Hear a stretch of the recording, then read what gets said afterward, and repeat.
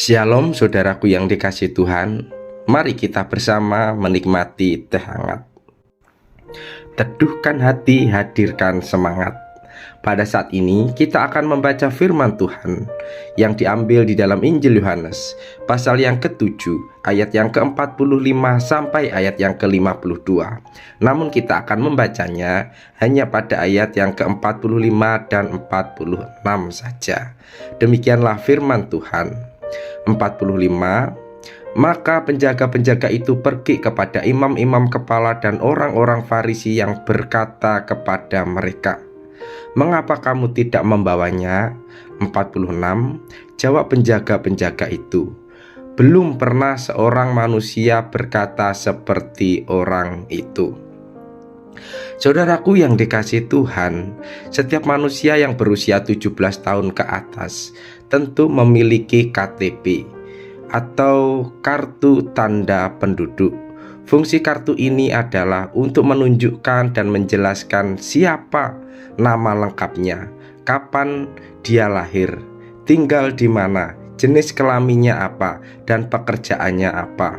Bukan itu saja, kita memiliki kartu tanda pengenal lain seperti SIM, surat izin mengemudi, kartu kesehatan, dan kartu yang lainnya juga. Tanpa tanda pengenal yang sah, sebagai warga negara Indonesia tidak jarang dapat ditahan atau mendapatkan denda. Maka dari itu, kartu tanda pengenal yang dimiliki sangatlah penting. Namun berbeda cerita pada zaman Yesus. Manajemen dan administrasi kependudukan tidak semaju sekarang ini. Hanya sebagian orang saja yang memiliki tanda pengenal, dan sebagian besar penduduk tidak memiliki tanda pengenal.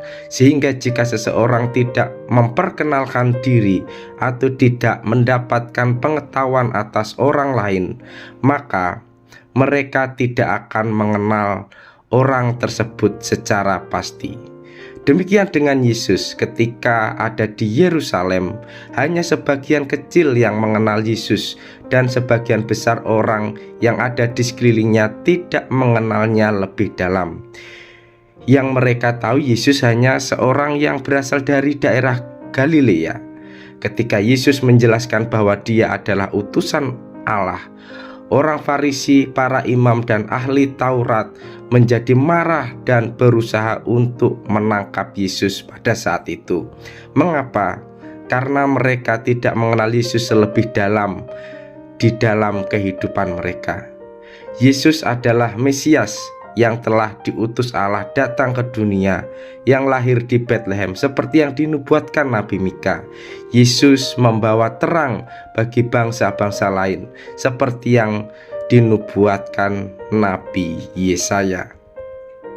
Mereka ingin menangkap Yesus, namun ada seorang yang bernama Nikodemus yang percaya dan mengenal bahwa Yesus adalah Mesias, sehingga ia berusaha untuk membela Yesus dengan caranya sendiri.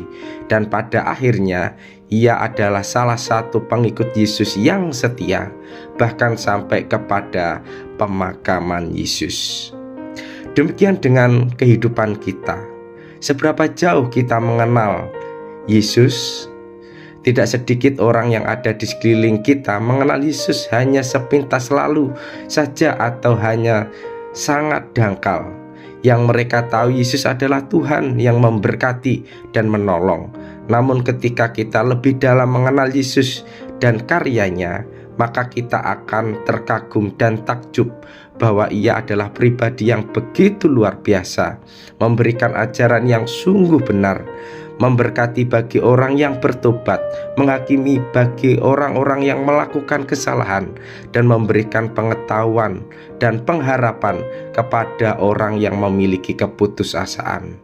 Marilah kita terus mengenal Yesus sehingga kita boleh mendapatkan terang kebenaran Tuhan yang sejati.